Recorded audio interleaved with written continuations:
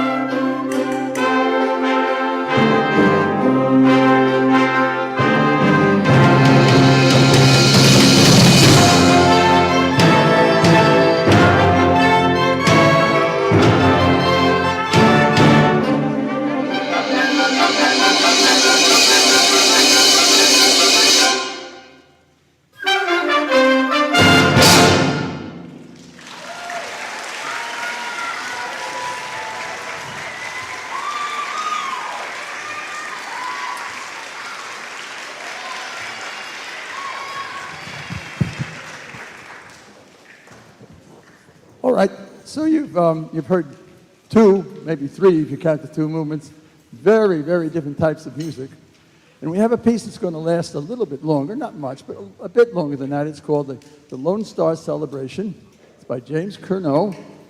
And basically what you're going to hear now, instead of having pieces like you've just listened to, where when we started, if I started slow, it would stay slow. If I started it fast, the same thing just kept going through for most of it with a little change in the middle. So you can listen for the rhythm, listen for the tempo. See how it goes. See how it feels inside of you as it's going by. And listen to how it jumps from instrument to instrument. We call that, in music, tone color. We get a different tone color, a different sound from the flute than we do from the clarinet. Some of you are going to be wanting to take instruments, and so when you're listening, you can say, I'd like to do that. I'd like to be the person that plays that very high, nice, fast note, or I'd like to be that person that has that booming low note that goes back there. You can listen for this in order to decide which instrument you want to play. Who do you want to be up here when you're playing? This piece that we're going to play for you now is set up like a mural. A mural is basically a painting that depicts a story that goes along with different scenes, either from the same place or with the same idea that goes across.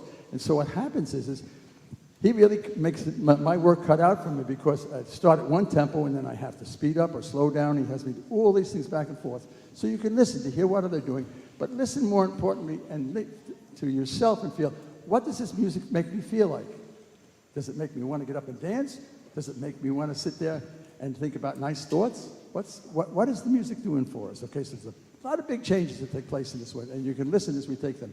No one type of thing goes on for much longer than maybe a minute. It goes by rather quickly.